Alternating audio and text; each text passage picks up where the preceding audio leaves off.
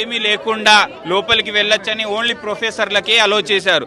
So ప్రొఫెసర్లు 5-6 ప్రొఫెసర్లు మా వాళ్ళు లోపలికి వెళ్ళి చూసి వచ్చి ఏమన్నారంటే, ప్రొఫెసర్లు కంటతడి పెట్టుకుంటున్నారు, మేము మమ్మల్ని సారీ అంటున్నారు, మేము మీ ఈ యూనివర్సిటీని కాపాడలేకపోతున్నాము, మిమ్మల్ని మంచి యూనివర్సిటీని ఇవ్వలేకపోతున్నాము అని ప్రొఫెసర్లు ఏడుస్తున్నారు. లోపల పెద్ద పెద్ద చెట్లను కొట్టుకుంటే మా గుండెలు తరుక్కుపోతున్నాయని స్టేట్మెంట్ ఇవ్వడం జరిగింది ప్రొఫెసర్లకు.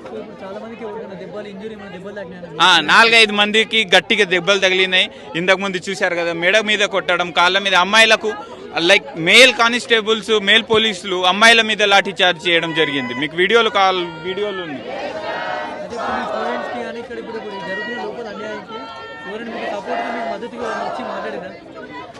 ఇక్కడికి లోపలికైతే ఎవరిని రాణిస్తలేరు.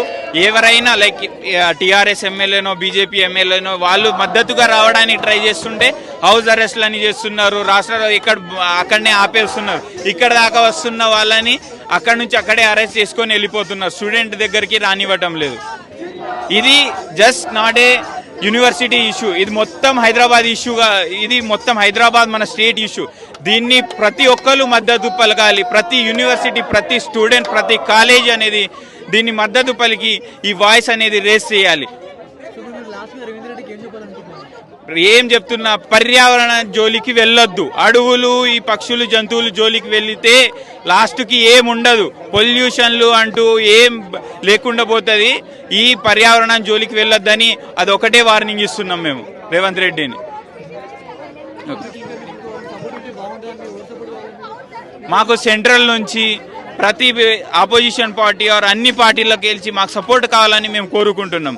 ఇది పొలిటికల్ ఇష్యూ అయితే కాదు, కానీ మొత్తం ఇది రాష్ట్రం, దేశం ఇష్యూ. ఇది పొలిటికల్గా కాదు. దీన్ని మన ప్రతి ఒక్కరు దీన్ని ఈ ఇష్యూని రైజ్ చేయాలి. ప్రతి సెలబ్రిటీస్లో దీన్ని ఇష్యూని రైజ్ చేయాలి. చాలా మంది సెలబ్రిటీస్ కూడా రైజ్ చేశారు.